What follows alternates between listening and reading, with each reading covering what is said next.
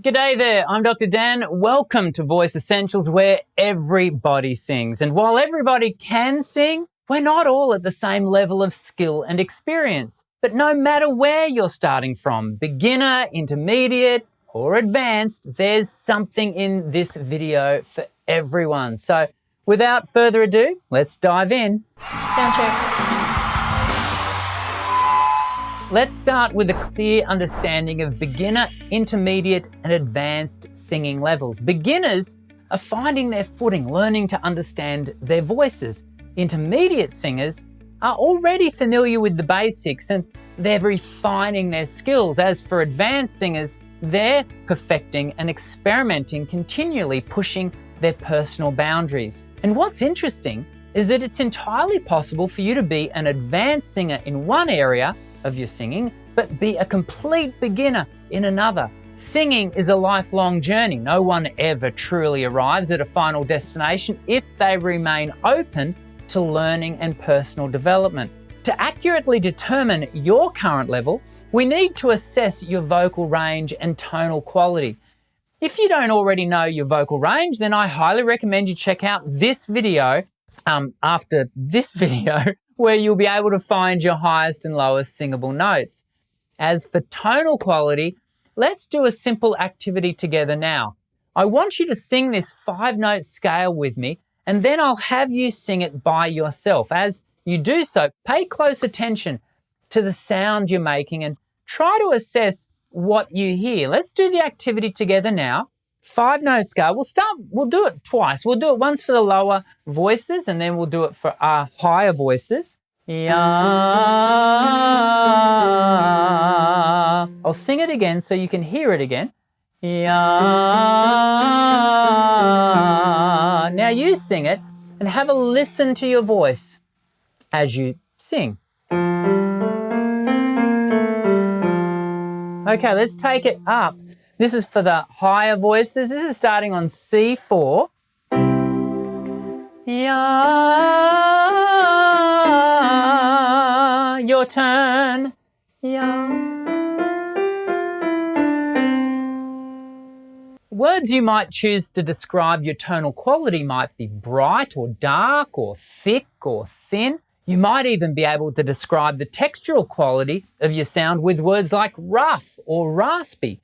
There's no right or wrong here. This is just a self-assessment exercise to help you actively reflect on your voice as it sounds right now. Next, we'll tackle breath management and vocal techniques. Here's a quick exercise for you to inhale deeply, then exhale slowly while making a sh sound. Aim to extend the sh sound for as long as you comfortably can. This isn't about endurance, but control. Let me show you how the example exercise goes. Inhale, 2, 3, 4. Exhale, 2, 3, 4, 5, 6, 7, 8, 9, 10, 11, 12, 13, 14, 15, 16, 17, 18, 19, 20, 21, 22, 23, 24, 25, 26, 27, 28, 29, 30.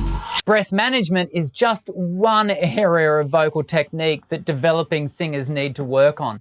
If you're interested in developing your whole voice, you might like to check out my comprehensive online singing courses where we cover all 8 areas of technical focus.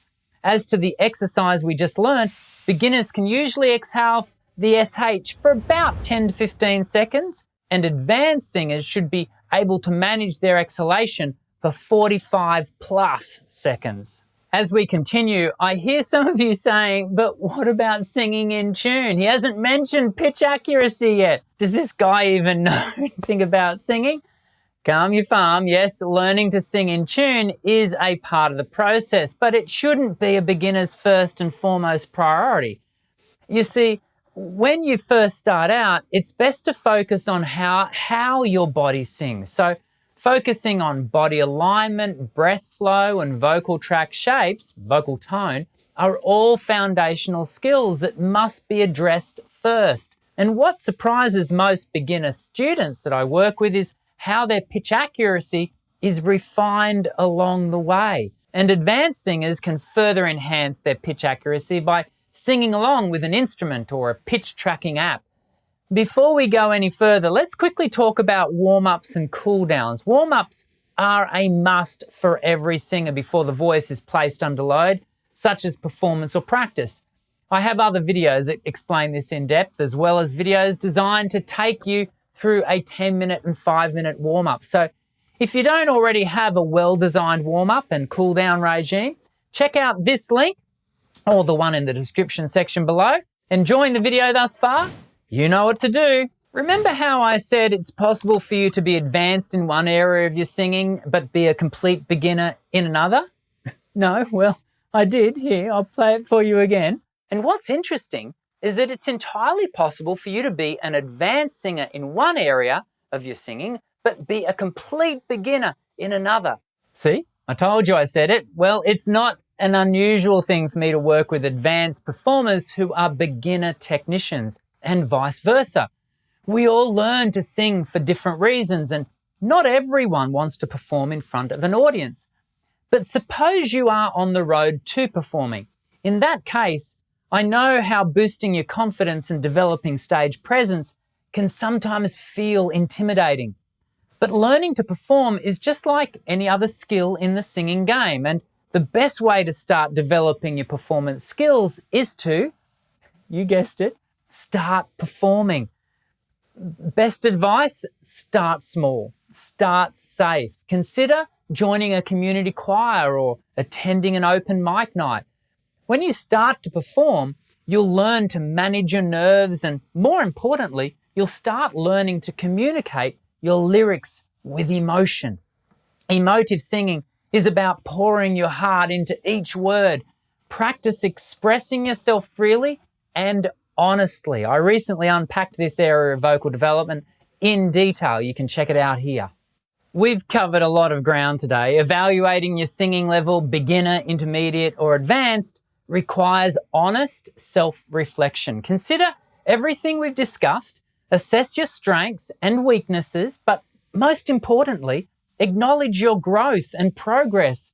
Regular practice, constructive feedback, and constant challenges are essential for continued improvement. Record your singing sessions, listen back, and identify areas for improvement. I hope this video has been informative, helping you identify where you stand on your singing journey. Remember, the beauty of singing isn't merely reaching your destination, but also cherish the joy and growth that come along the way. Before we wrap up, I'd love to hear about your experiences. How did you find the exercise in this video, which was a few minutes back? Which singing level resonates with you? Share your thoughts in the comments below, and let's keep the conversation going. I'm Dr. Dan. Sing well.